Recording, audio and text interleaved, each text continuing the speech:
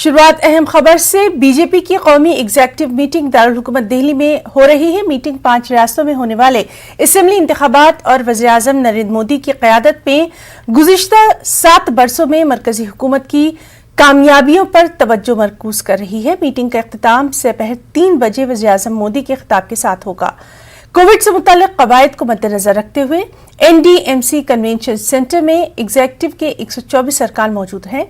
इनमें वज़ीर-ए-आज़म, वज़ीर दाखिला और कौमी सदर JP नड्डा के अलावा यूपी के वज़ीर आला योगी आदित्यनाथ के अलावा तमाम मरकजी वज़रा, राज्यसभा में पार्टी के लीडर पीयूष गोयल और वर्किंग कमेटी के दीगर मेंबरान मौजूद हैं। लगभग 342 तक सदस्य सारे इकाइयों के साथ उपस्थित है। विशेष आपके सामने उल्लेख करने के लिए मैं 2 विषय कहूं।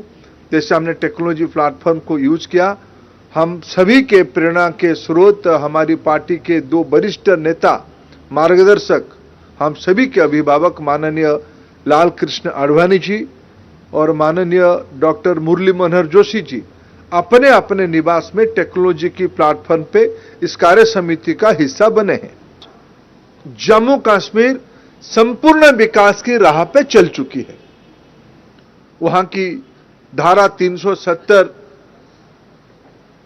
2019 अगस्त 5 से हटने के उपरांत ये लगभग 2.5 साल हो गया है।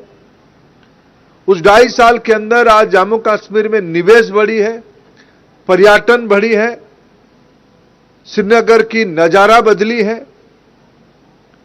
नौजवानों के साथ अभी अभी गृह मंत्री सीधा संवाद करके आए हैं।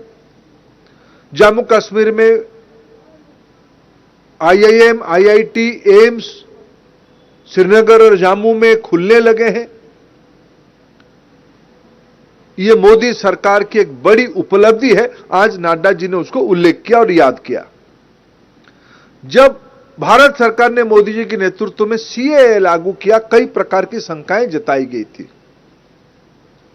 क्या होगा, क्या किसी को छोड़ दिया जाएगा, क्या नागरिकता क्यों दिया जा रहा है। मित्रों, हमें कहने की आवश्यकता कुछ नहीं है, दुनिया उसकी साक्षी है।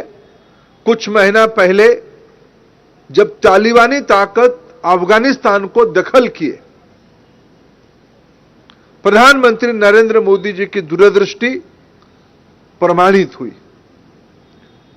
जिन जिन समूहों को हमने CAA के तहत संवैधानिक सुरक्षा देने की बात कहे थे, वो सारा विषय